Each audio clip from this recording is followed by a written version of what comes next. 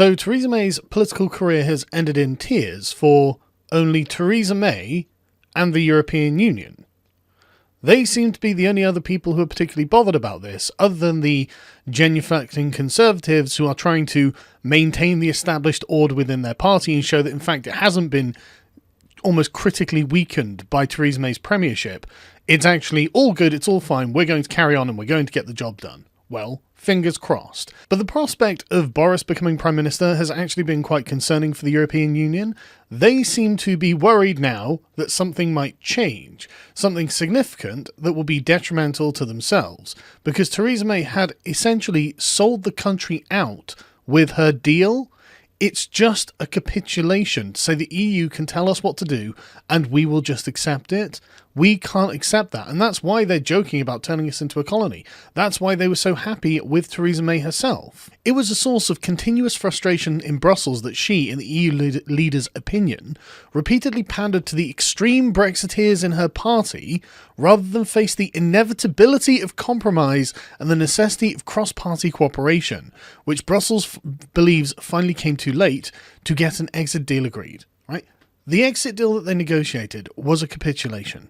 There's no one would ever accept this. Brussels wouldn't accept it being done to them, so why would we accept it being done to us? But I love the inevitability, as if everything they're doing has been etched in the stars and will continue on perfect forever. There isn't actually an inevitability of compromise. There is an option for no deal, and that's actually back on the table if Boris gets in, and that means no compromise. So what are you going to do?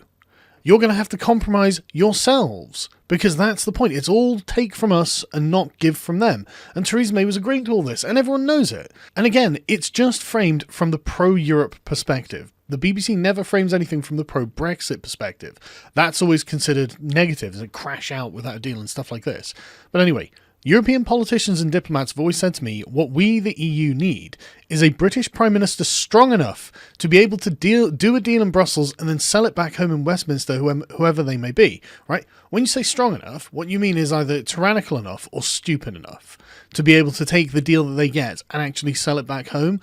Like, the idea that for some reason just making us a colony of the EU is an acceptable outcome of Brexit, the fact that they think that we would think that, and the fact that Theresa May seemed to think that by going for the deal that she went for, instead of going for no deal, which she could have done, just shows that she is a creature of the EU. She wants them to win. She is their guy. Their guy on the inside was our Prime Minister negotiating how we're going to get out of this.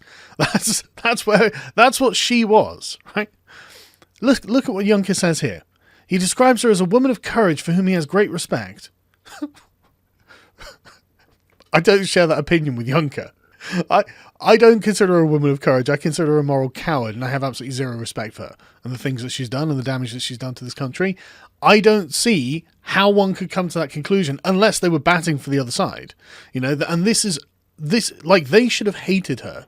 They should have hated Theresa May.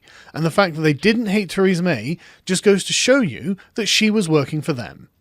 He declared that he would equally respect and establish working relations with any new Prime Minister, whoever they may be, but adding those last four words alludes to the fear of Boris Johnson or another arch-Brexiteer who is likely to become Mrs May's successor.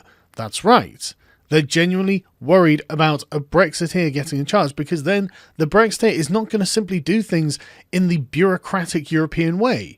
They're going to actually negotiate. They're not just going to capitulate, which is why the EU has already come out and said, well, hang on a second, we're not changing the terms of Theresa May's Brexit, as if she should be binding future prime ministers by a proposed deal that she'd arranged with the EU. Why the hell should anyone be bound by that?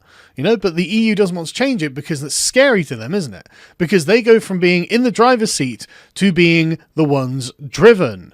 We suddenly take control of the negotiations because now we can do whatever we want. We can move like horizontally rather than just back and forth. We can now do things that they don't want. And that's the thing. The EU wants you on a one's track. They just want you to go back and forth and ever towards integration and capitulation to them, right?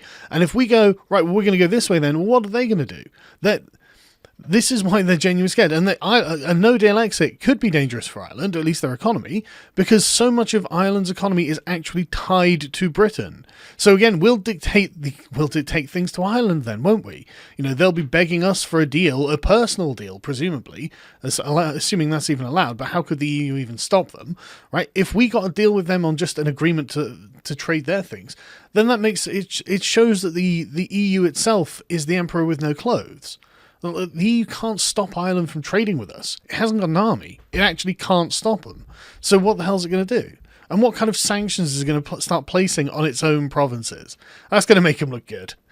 That's going to make them look really good. I say, you know, shine on you crazy diamonds. But it's Macron that suddenly, like, the fear flashes in the eyes. You know what I mean? He urges Brexit clarity, right? What does that mean? He stressed the need to maintain the smooth functioning of the EU as the European Commission ruled out any change to Brexit policy. Yes, he's sending them a warning. By the way, if we don't know what's going to happen, then things will start getting messy, and then that starts playing against us. That's not to our advantage. That is, in fact, to the advantage of the Brits. So no wonder he wants this to be, you know, straightened out as quickly as possible. But I also love this. Mr. Macron also joined EU leaders in paying tribute to Mrs. May's courage. On the eye out for another girlfriend, I'd imagine. But again, why is he saying that? We're leaving the European Union. They should hate our Prime Minister. They should hate whoever it is with an absolute fury. I mean, just look at the things that Juncker is saying about May, right? He received it without personal joy. The president very much liked and appreciated working with Prime Minister May, and, as he has said before, Theresa May is a woman of courage for whom he has great respect. Then she's working in his interests, isn't she? He shouldn't like working with her. This should be incredibly difficult for him. He should not be praising our Prime Minister. He should be condemning them, saying, oh, you're going to do something terrible. But instead, it's the other way around. She's working for them. It's good that she's gone. Good Lord. If we're lucky, we will get a hard Brexiteer Prime Minister, and then we can actually leave the EU. 80% of businesses are reportedly ready for a no-deal Brexit at this point. We're pretty much as well prepared as I think we actually can be, despite all of the chaos that's happened since the bloody referendum, so we should probably just do it.